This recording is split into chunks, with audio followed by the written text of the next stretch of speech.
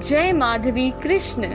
हमने कई लोगों को माता रुक्मिणी को राधा रानी से नीचे बोलते हुए सुना होगा। कई लोग ये कहते हैं कि श्री कृष्ण ने अपनी मर्जी के विरुद्ध देवी रुक्मिणी से विवाह किया था, बल्कि हम यदि श्रीमद् भागवतम के स्कंद 10 चैप्टर 53 में देखें तो वहाँ श्री कृष्ण खुद कहते हैं कि जिस प्रकार रुक्मिणी का मन उनमें लगा है, उसी प्रकार कृष्ण का मन भी रुक्मिणी में ही लगा है।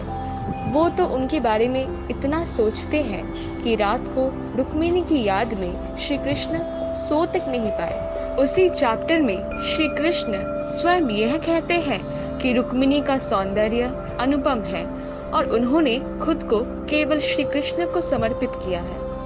गर्ग संहिता के द्वारका खंड के चैप्टर 4 में नारद मुनि खुद कहते हैं कि उनके मुख से देवी रुक्मिणी के गुणों के बारे में सुनकर श्री कृष्ण ने खुद देवी रुक्मिणी को अपने योग्य माना और उनके साथ विवाह करने का संकल्प लिया।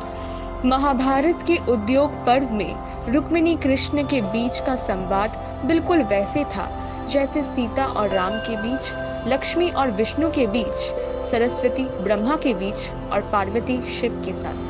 ब्रह्मा वैवर्त पुराण के कृष्ण जन्म खंड के चैप्टर 108 में श्री कृष्ण ने हर्षपूर्वक वासुदेव की आज्ञा से देवी रुक्मिणी को उस प्रकार ग्रहण किया था जिस प्रकार महादेव ने पार्वती को ग्रहण किया था। तो यह कोई नहीं कह सकता कि श्री कृष्ण ने रुक्मिणी जी से प्रेम नहीं किया था।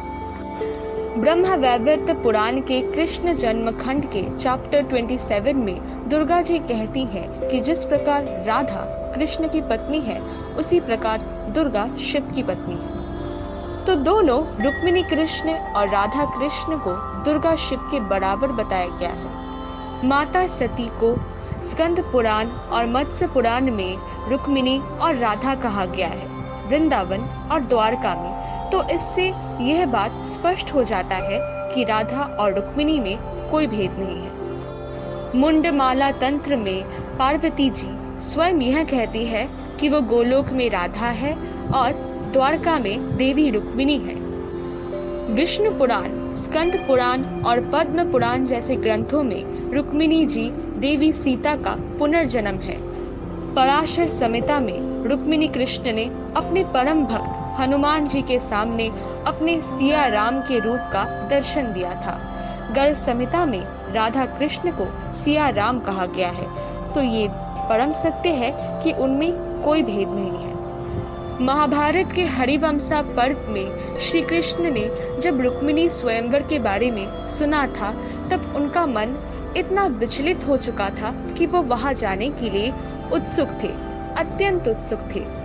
बाद में जब रुक्मिणी जी को उन्होंने देखा, तब उनके सौंदर्य से स्वयं वो भी मुक्त हो गए थे। यदि रुक्मिणी माता का प्रेम कम या नीचा होता और कृष्ण यदि उनसे प्रेम नहीं करते, तो स्वयं कामदेव अर्थात प्रेम के देवता उनके गर्भ से जन्म क्यों लेते?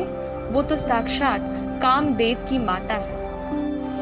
इसमें कोई शक नहीं कि कृष्ण राधा रानी से अत्यंत प्रेम करते थे, किंतु इसका अर्थ ये नहीं कि वो किसी और से तनिक मात्र भी प्रेम नहीं करते। अगर ऐसा होता तो मिथिला में कृष्ण को नापिनाई से पहली दृष्टि में प्रेम ना होता। आंदाल ने तिरुप्पावई में कहा कि श्री कृष्ण नापिनाई के प्रेम में डूबे रहते थे, तो वो भला देवी रुक्मिणी को अपनी इच्छा के विरुद्ध क्यों विवाह करेंगे?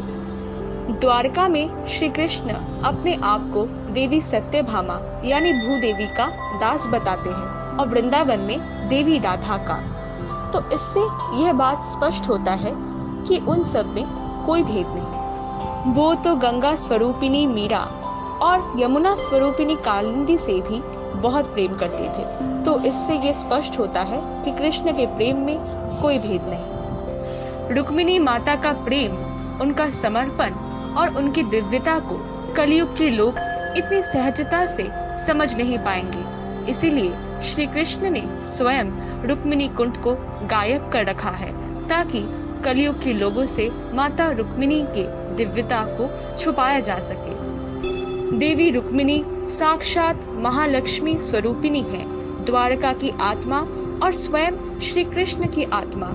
उनका अनादर करके आप स्वयं श्री कृष्ण का ही अनादर कर रहे हैं, तो कृपया करके सबका सम्मान करें और सबको एक समान और बराबरी की दृष्टि से देखें। जय माधवी कृष्ण।